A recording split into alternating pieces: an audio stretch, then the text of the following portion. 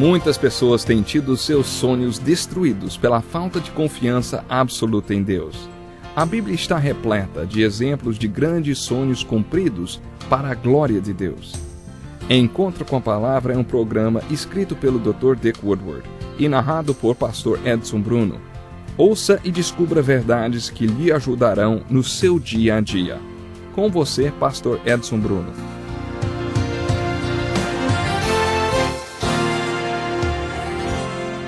É uma alegria muito grande poder estar chegando mais uma vez até você com um encontro com a Palavra. Bem-vindo! Este programa é dedicado ao estudo da Bíblia toda, observando um livro de cada vez. É uma bênção para todos nós ter você conosco. Nossa oração é para que o Espírito Santo fale com você nesse tempo em que estaremos juntos. Em nosso último programa fizemos algumas considerações sobre alguns versículos que estão entre os mais importantes de toda a Bíblia. Depois de suas revelações inspiradas acerca das verdades do Evangelho, Paulo escreveu: Ó profundidade da riqueza da sabedoria e do conhecimento de Deus! Quão insondáveis são os seus juízos e inescrutáveis os seus caminhos! Quem conheceu a mente do Senhor? Ou quem foi o seu conselheiro? Quem primeiro lhe deu para que ele o recompense? Pois dele, por ele, para ele são todas as coisas. A ele seja glória para sempre. Amém. Portanto, irmãos, rogo-lhes pelas misericórdias de Deus, que se ofereçam em sacrifício vivo, santo e agradável a Deus. Este é o culto racional de vocês. Não se amoldem ao padrão deste mundo, mas transformem-se pela renovação da sua mente, para que sejam capazes de experimentar e comprovar a boa, agradável e perfeita vontade de Deus. Quero chamar sua atenção mais uma vez para a riqueza da carta de Paulo aos Romanos, que, como eu já disse, é um dos textos teológicos mais importantes do apóstolo e talvez de toda a Bíblia. Paulo faz uma argumentação brilhante, cheia de uma lógica inspirada do começo ao fim desta grande epístola. A carta aos Romanos possui uma argumentação que agrada, principalmente aos advogados. Sabe por quê? Se você conhece algum advogado e gostaria de falar da Bíblia e de coisas espirituais com ele, comece por esta epístola. Esta carta usa a mesma forma de raciocínio de um advogado quando está preparando um dossiê. Ela possui um argumento lógico e coeso, do início ao fim. Vocês estão lembrados que pedi que vocês a lessem de uma vez, numa sentada só, para descobrir que argumentação é essa? Tente resumir qual foi a argumentação de Paulo nesta carta tão importante. Você já fez essa leitura?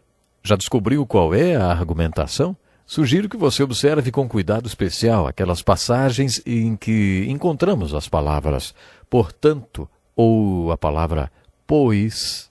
Isso mesmo, as palavras portanto e pois. O primeiro dos pontos a serem observados está nos 2 primeiros versículos do capítulo 5, em que Paulo diz assim: Tendo sido, pois, justificados pela fé, temos paz com Deus, por nosso Senhor Jesus Cristo, por meio de quem obtivemos acesso pela fé a esta graça na qual agora estamos firmes, e nos gloriamos na esperança da glória de Deus. Este é o primeiro ponto de argumentação de Paulo. Nestes 2 versículos do capítulo 5, Paulo fez um resumo dos primeiros 4 capítulos. Quando ele diz, pois, estabelece uma linha lógica e chega a uma conclusão. Ele afirma, tendo sido, pois, justificados pela fé, temos paz com Deus, por nosso Senhor Jesus Cristo. Isso resume os primeiros 4 capítulos e introduz a segunda parte da sua argumentação. Através de quem, falando de Jesus, obtivemos acesso pela fé a esta graça na qual agora a graça ou carisma na qual estamos firmes e nos gloriamos na esperança da glória de Deus. Este ponto da carta de Paulo inicia a segunda parte da epístola que compreende os capítulos 5, 6, 7 e 8, nos quais Paulo fala sobre os 4 reis: Rei Pecado, Rei Morte, Rei Jesus e Rei Você. A mensagem é a seguinte: Jesus é vencedor e você também pode ser vencedor. Esta é a mensagem da segunda parte desta carta. Como uma pessoa justificada vive de acordo com esta justificação? como alguém que já foi declarado inocente e justo. Essa é a verdade. Essa pessoa vive corretamente. Ela se firma naquilo que é certo dentro de um mundo de pecado. Mas como uma pessoa justificada pode ficar firme num mundo de pecado? Ela precisa saber que existem 4 reis. E esta parte finaliza um outro ponto. No final do capítulo 7 e no início do capítulo 8, observamos outro ponto da argumentação de Paulo. O terceiro. Paulo começa a falar sobre as 4 leis espirituais. A lei de Deus, ou a palavra de Deus, que revela a existência da lei do pecado e da morte, ou as consequências do pecado. Quando Paulo chega ao capítulo 8, ele dá as boas novas a respeito da terceira lei espiritual, a lei do Espírito de vida em Cristo Jesus, que pode nos libertar da lei do pecado e da morte e das consequências do pecado. Esse é um novo ponto desta carta que podemos chamar de santificação, porque Paulo está dizendo como ter uma vida separada para seguir a Jesus Cristo. Tudo fica muito prático no capítulo 8, em que Paulo fala sobre voltar a mente ou ter uma disposição mental.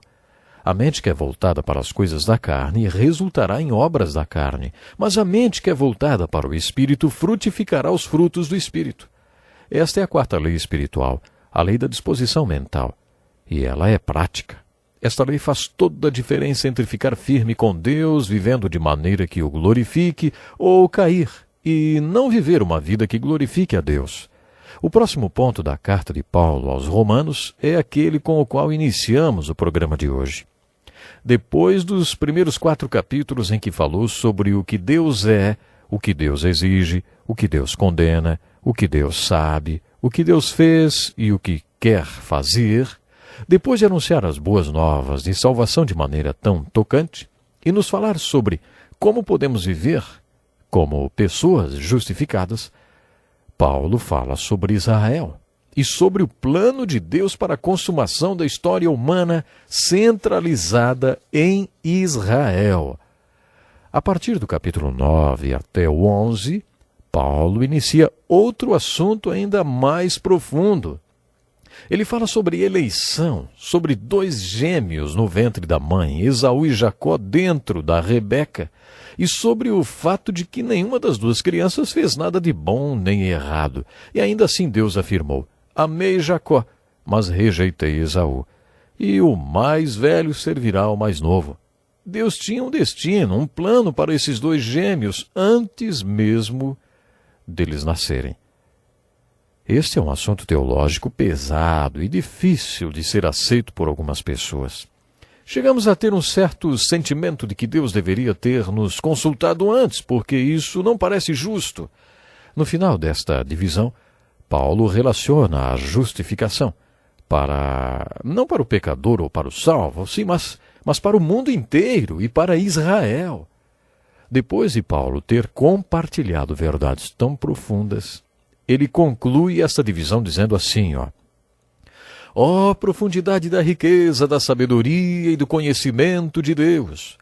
Quão insondáveis são os seus juízos e inescrutáveis os seus caminhos! Quem conheceu a mente do Senhor? Ou quem foi seu conselheiro? Quem primeiro lhe deu para que ele o recompense? Pois dele, por ele, para ele são todas as coisas. A ele seja glória para sempre. Amém. Foi assim que Paulo encerrou esta divisão doutrinária de sua carta.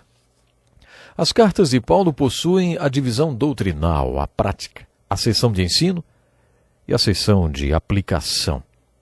Nenhuma doutrina que ele ensinou é tão importante quanto essa. Ele conclui sua doutrina do capítulo 1 até o 11 de sua carta aos Romanos, chamando a atenção para o fato de que a sabedoria e o conhecimento de Deus são absolutamente infinitos. Ele finaliza sua divisão de ensino com uma doxologia muito bonita, na qual relembra que Deus não precisou que ninguém fosse seu conselheiro quando decidiu que faria tudo isso. Se voltarmos ao capítulo 1, perceberemos que Paulo falou coisas maravilhosas sobre o plano de justificação, sobre a santificação e sobre o plano de Deus para toda a história da humanidade. Ele sintetiza tudo e declara: prestem atenção, a sabedoria de Deus é infinita. Deus não precisou que ninguém o aconselhasse, nem foi obrigado por nenhum de nós a salvar ninguém. Deus não deve nada a ninguém. Não venham a Deus com essas ideias preconcebidas sobre o que vocês acham que é certo e justo. Deus não precisa que vocês digam o que é justo. Vocês é que precisam ir a Deus para descobrir o que é justiça, porque Deus é justiça. Deus é a definição e o padrão absoluto de retidão e justiça. É Deus quem diz o que é justo. Essas palavras de Paulo me dão a mesma sensação que tenho quando estou dentro de um avião e o piloto deixa a porta da sua cabina aberta. Fico fascinado pensando em como os aviões voam. Sou completamente ignorante sobre mecânica. Para o meu próprio bem e dos outros passageiros no avião, nunca precisei entender nada de todos aqueles botões lá no painel de controle. Eu não preciso entender nada daquilo para voar num avião de um lugar para outro, porque a tripulação entende. Quando as Escrituras falam sobre eleição, por exemplo, que Deus escolheu Jacó e não escolheu Esaú, que Deus escolheu Israel e não escolheu Edom ou qualquer outra nação, é como se Deus deixasse a porta da sua cabine um pouquinho aberta. Ele não espera que entendamos tudo. Ele simplesmente nos deixa ver um pouquinho através da porta entreaberta, para que espiemos um pouquinho de como Ele tem feito o trabalho dele. E aquilo que Deus quer que entendamos, Ele deixa bem explicado. Em Deuteronômio 29:29, Moisés afirma que as coisas encobertas pertencem ao Senhor, ao nosso Deus, mas as reveladas pertencem a nós e aos nossos filhos para sempre. Deus deixou mandamentos nas Escrituras que não são complexos nem complicados. Eles são bem claros. Não tente entender as coisas secretas. Junte-se a Paulo e adore a Deus com essa doxologia do capítulo 11, versículo 33. Adore a Deus por sua sabedoria inescrutável. Observe a conclusão dessa doxologia no versículo 36. Pois dele, por ele, para ele são todas as coisas. A ele seja glória para sempre. Amém. Portanto, e aí está a palavra portanto, mais uma vez, irmãos, rogo-lhes pelas misericórdias de Deus, que se ofereçam a ele em sacrifício vivo, santo e agradável a Deus. Esse é o culto racional de vocês. Ao final desta obra doutrinária, Paulo fez 3 declarações a respeito de Deus. Ele diz que Deus é a fonte de todas as coisas. Uma observação muito profunda, pois dele são todas as coisas. Infelizmente, nós precisamos ficar por aqui agora, mas no próximo programa tem mais. Até lá.